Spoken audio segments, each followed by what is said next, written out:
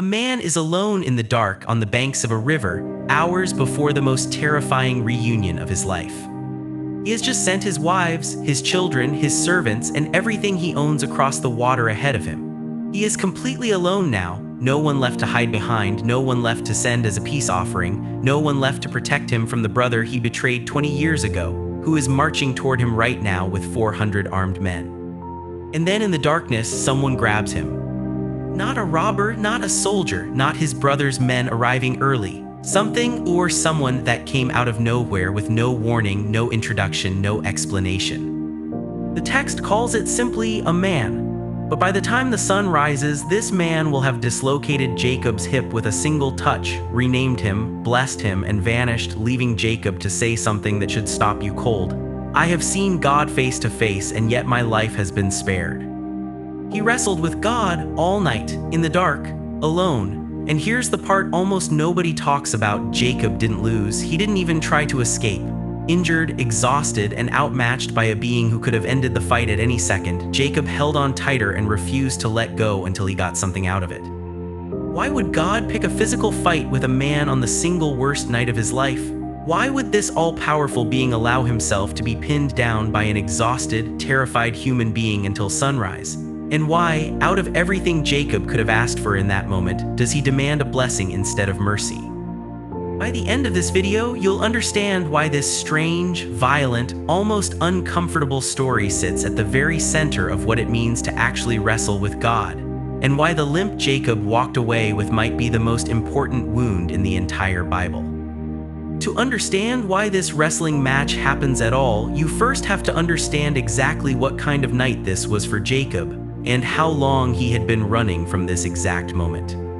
20 years earlier, Jacob had stolen his older twin brother Esau's blessing through calculated deception. With his mother Rebekah's help, he dressed in animal skins and impersonated Esau to trick their blind, dying father Isaac into giving him the inheritance and blessing that legally and culturally belonged to the firstborn son. This wasn't a small family squabble.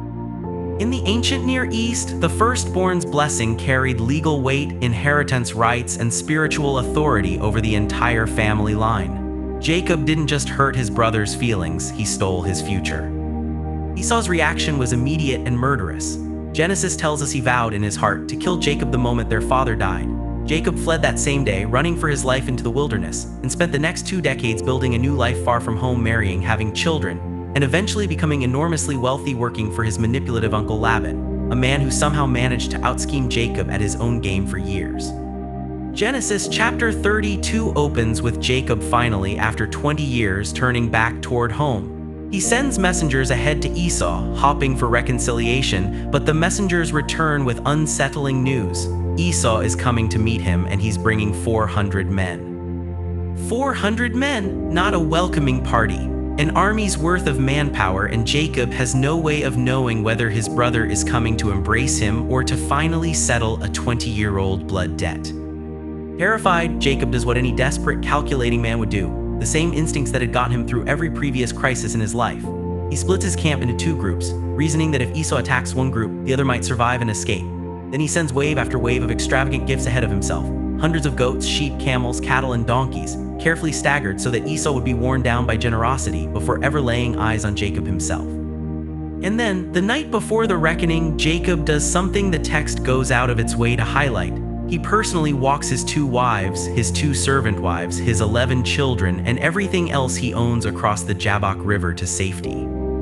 And then he turns back, alone. Genesis 32:24 says it plainly: Jacob was left alone. Why would he do that? Why not cross the river together with his family, safety in numbers, on the night he needed protection the most? Some readers have suggested Jacob simply went back for a forgotten item, but the far more haunting and far more likely explanation is that Jacob needed this. He needed one final night utterly alone before facing the brother he had wronged, a night to think, to plan, perhaps to pray, to somehow prepare himself for either forgiveness or death at dawn. He got none of that. What he got instead was a fight he never saw coming. Genesis 32:24 continues with almost jarring simplicity, and a man wrestled with him till daybreak.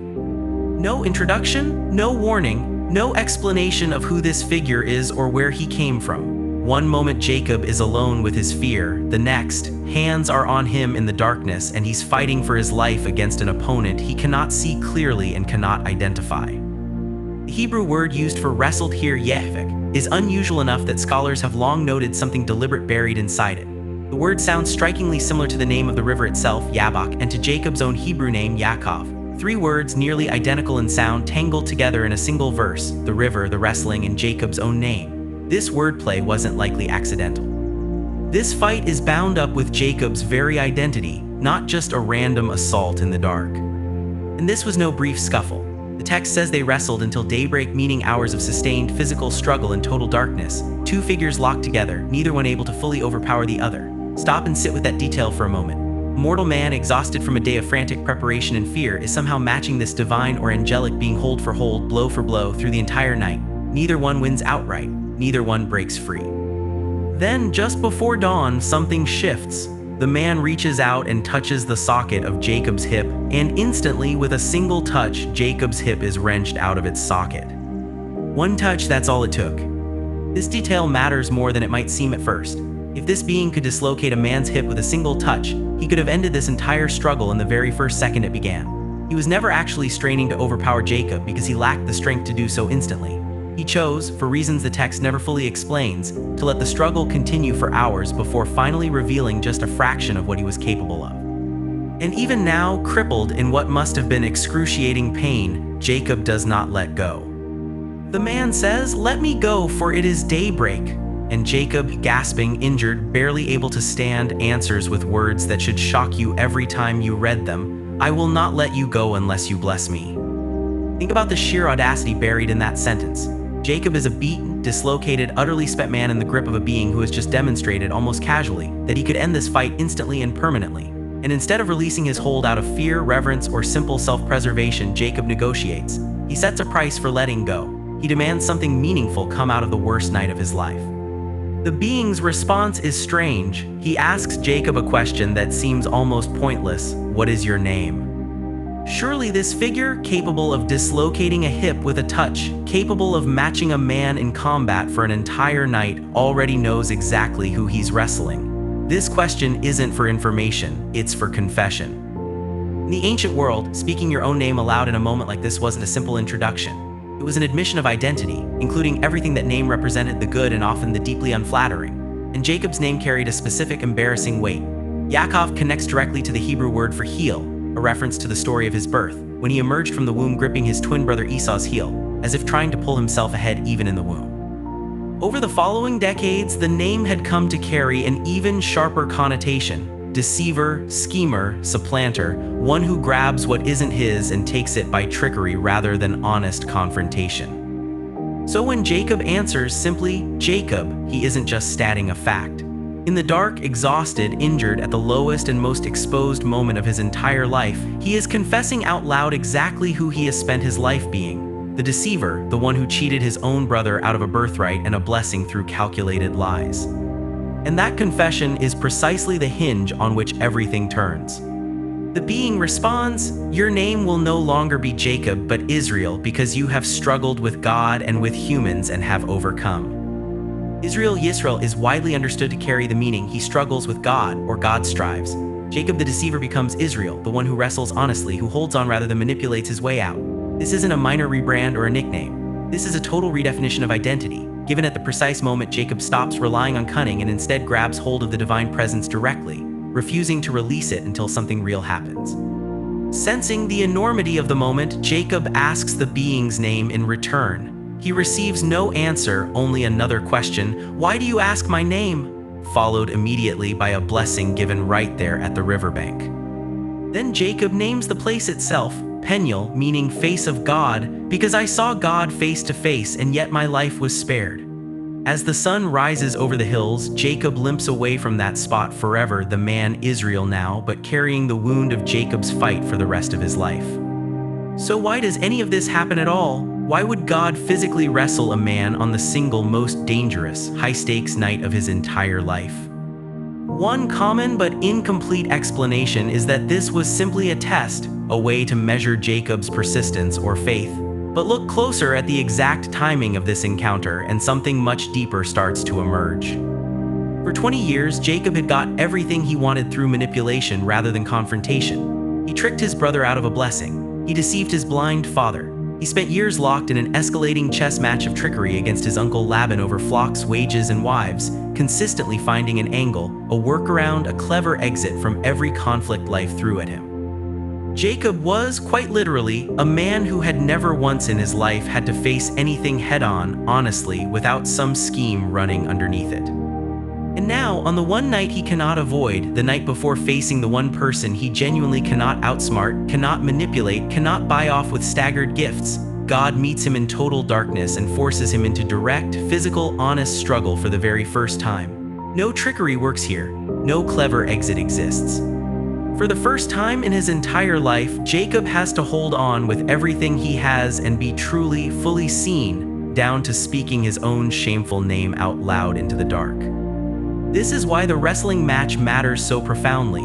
It isn't punishment, it's preparation. Before Jacob can face his brother honestly, he first has to face God honestly. Before real reconciliation with Esau becomes possible, Jacob's entire identity, the deceiver, the grabber, the schemer, has to be confronted, confessed, and transformed. The limp he carries afterward becomes a permanent physical reminder that the man who once survived entirely on cunning now walks through the rest of his life changed, wounded, and honest. And remarkably, it works. The very next morning, when Jacob finally comes face to face with Esau and the 400 men he had feared all night, nothing he prepared for happens. Esau doesn't attack. Genesis says he runs to meet Jacob, throws his arms around him, and weeps on his neck. The reconciliation Jacob had dreaded through that entire sleepless night actually happens, but only after he had already wrestled through a far deeper reconciliation hours earlier, alone in the dark with God. So many of us treat our hardest nights, the anxious hours before a hard conversation, a diagnosis, a confrontation we've spent years avoiding, as obstacles standing between us and peace. We want to get through them as quickly and painlessly as possible, the same way Jacob tried to buy his way past Esau with staggered gifts before ever facing him honestly. But Jacob's story at the Jabbok suggests something entirely different. Sometimes the struggle itself is where the actual transformation happens. Sometimes God doesn't remove us from the wrestling match. Sometimes he meets us directly inside it in the dark when we're most alone and most exposed. Notice carefully what Jacob does not do in this story. He does not run. He does not release his grip the moment the pain becomes unbearable. Even injured, even exhausted, even hopelessly outmatched by a being who could end the fight with a single touch, he holds on and demands something meaningful come out of the encounter. I will not let you go unless you bless me. That's a strange, almost uncomfortable kind of faith, not the faith that avoids the fight altogether, but the faith that refuses to leave the fight empty-handed. Jacob doesn't walk away from that riverbank unscarred. He walks away limping for the rest of his life. But he also walks away renamed, transformed, and ready, for the first time in 20 years, to face the one relationship he had spent his whole life running from. Maybe the hardest nights in your own life aren't detours keeping you from where God is working. Maybe they're exactly where the real reckoning happens, the place where your old name, your old patterns, your old ways of surviving through manipulation, avoidance, or endless scheming finally get confronted honestly, maybe for the very first time.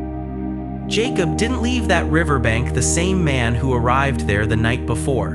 And maybe that's the entire point of a wrestling match like this, not to defeat you, but to leave you permanently, honestly, and irreversibly changed. If this made you look at Jacob's story differently, that's exactly the kind of question this channel exists to dig into, the strange, uncomfortable moments in Scripture that most people skip right past without ever asking why they're even there. If you're new here, welcome to Truth Made Clear, where we dig into the Bible's hardest questions and strangest moments to find out what's actually going on beneath the surface. If this helped you see this story in a new light, hit like. It helps more people find these deep dives. Subscribe and turn on notifications, because next week we're breaking down another one of these strange, unanswered why moments hiding in plain sight in Scripture. Drop a comment below. Have you ever had your own version of a wrestling match, a night you couldn't avoid that ended up changing you permanently? Until next time, this has been Truth Made Clear.